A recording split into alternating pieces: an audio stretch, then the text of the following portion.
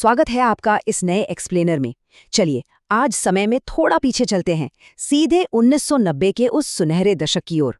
एक ऐसा दौर जो हम में से बहुत लोगों की भावनाओं के साथ गहराई से जुड़ा हुआ है। ये एक्सप्लेनर केवल बीते हुए कल की कोई पुरानी कहानी नहीं है, बल्कि ये समझने का एक शानदार तरीका है कि कैसे कम सुख सुविधाओं के बावजूद जीवन कहीं अधिक संतोषजनक हुआ करता था। इस सफर में हम उन खासियतों और रोजमर्रा की उन छोटी छोटी चीजों को डिकोड करेंगे जिन्होंने उस दशक को इतना खास बना दिया था। सच मानिए, वो एक ऐसा दौर था जहां जीवन की सबसे बड़ी खूबसूरती उसकी सादगी में ही छिपी थी। पैसा कम, खुशियां ज्यादा, साधन कम, समाधान ज्यादा। ये कोई साधारण वाक्य नहीं है, बल्कि ये पूरे 90 के दशक की आत्मा का एक बेहद सटीक और भावुक निचोड़ है।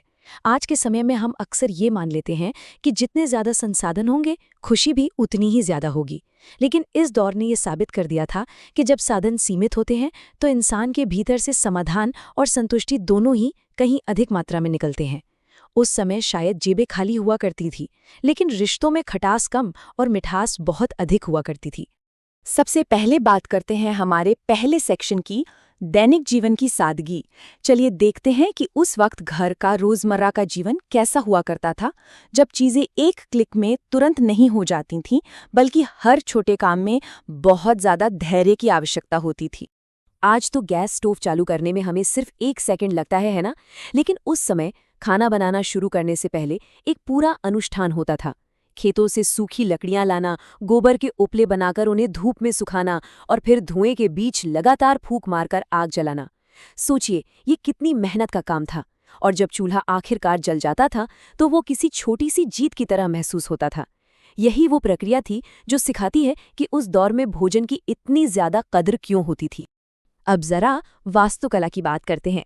90 के दशक में ज्यादातर घर मिट्टी के बने होते थे, जिन्हें दीपावली के समय गोबर और मिट्टी से लीपा जाता था। इन घरों की दीवारों में बने छोटे छोटे आले या ताक सिर्फ सजावट का हिस्सा नहीं थे, बल्कि शाम का दिया या घर की चाबियां रखने के बहुत ही काम आते थे। आज इन छोटी और सादी जगहों की जगह विशाल डिजाइनर अलमारियों ने ले ली है। ये बदलाव सिर्फ हमारे घरों का नहीं है, बल्कि हमारी पूरी जीवन शैली का बदलाव है। बिना वॉशिंग मशीन और बिना पानी के नलों के जीवन कैसा था? कुएं से बाल्टियों में पानी लाना और घाट पर लकड़ी की थापी से कपड़े धोना एक बड़ा शारीरिक काम था।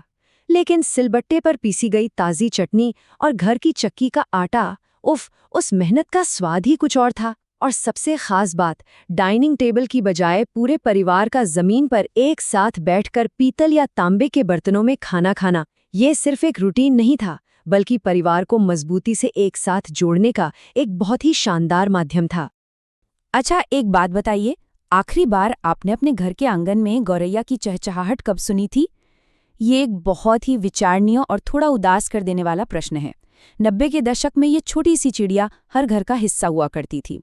विकास की इस तेज दौड़ के साथ साथ हमने अपने आसपास के पर्यावरण और उन छोटी छोटी आवाज़ों को खो दिया है जो कभी हमारी सुबह की शुरुआत करती थी। ये बदलते परिवेश की एक कड़वी सच्चाई है। चलिए आगे बढ़ते हैं हमारे अगले हिस्से की तरफ, गली मोहल्ले के खेल और मीठी यादें। ये हिस्सा उस दौर के बच्चों की गजब की जीवंतता और उनके आउटडोर खेलों पर केंद्रित है।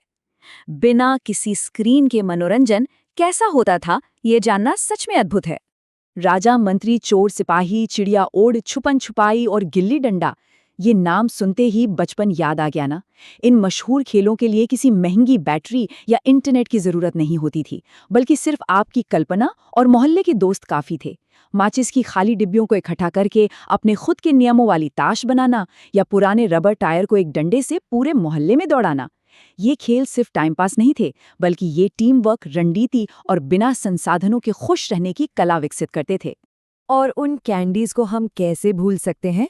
जेब में पड़े कुछ खुले सिक्कों से नुक्कड़ की दुकान से खरीदी गई पान पसंद, मैंगो बाइट और किस्मी, और वो गुरुचेला याद है, जिसका पैकेट घुमाने पर फोटो बदल जाती थी।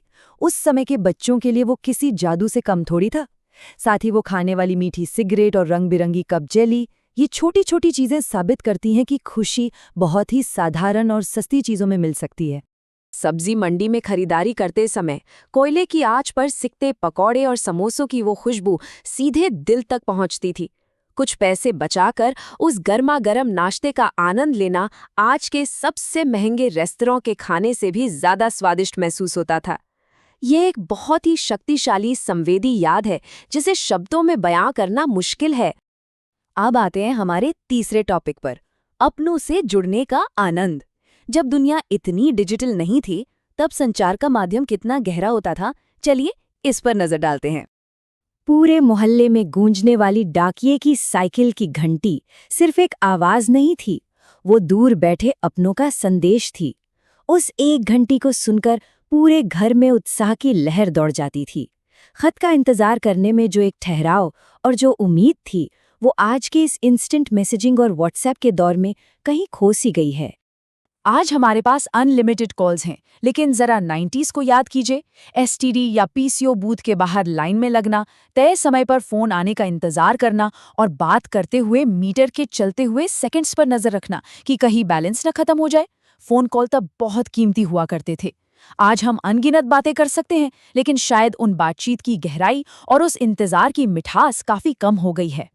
बार बार बिजली का जाना, जिसे हम लोड शेडिंग कहते थे, उस समय एक आम बात थी। लेकिन सच कहूं तो इसने अनजाने में ही परिवारों को साथ ला दिया।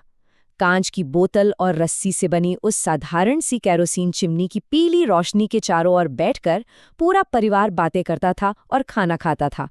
उस अंधेरे ने वास्तव में मानवीय जुड़ाव को और अधिक रोशन कर दिया था। आगे बढ़ते हैं हमारे आखिरी सेक्शन पर, संस्कृति, यात्रा और भव्य समारोह। मनोरंजन, लंबी यात्राएं और शादियां पूरे समुदाय के लिए एक बड़े उत्सव की तरह कैसे होती थीं, आइए इसे समझते हैं। मनोरंजन का तरीका अब पूरी तरह बदल गया है। कभी राजस्थान और अन्य क्षेत्रों में कठपुतली के खेल और लाइव लोक संगीतकारों को देखने के लिए दर्जनों लोगों की भीड़ जमा होती थी। वो एक सामूहिक अनुभव था जहां लोग एक साथ हंसते और तालियां बजाते थे। और आज का मनोरंजन, आज ये हमें अपने कमरों में अपनी स्क्रीन्स और मोबाइल फोन के सामने बिल्कुल अकेला कर देता है। 99.99%। जी हाँ, देश की लगभग पूरी आबादी के लिए ट्रेन ही लंबी दूरी तय करने का सबसे बड़ा और पसंदीदा साधन थी। हवाई जहाज आम आदमी की पहुंच से बहुत दूर थे। ट्रेन के सफर की वो चाहत, स्टेशन की वो भीड़ और खिड़की वाली सीट के लिए होने वाली वो हल्की फुल्की बहस अपने आप में एक बहुत ही खूबसूरत अनुभव था। शादियां तो किसी बड़े मोहल्ले के उत्सव से कम नहीं थीं। शान से सजी धजी घोड़ी पर आता दूल्हा, बड़े बड़े लाउड स्पीकर के साथ बजता भारी भरकम ब्रास बैंड और पूरी ऊर्जा से नाचते हुए बाराती।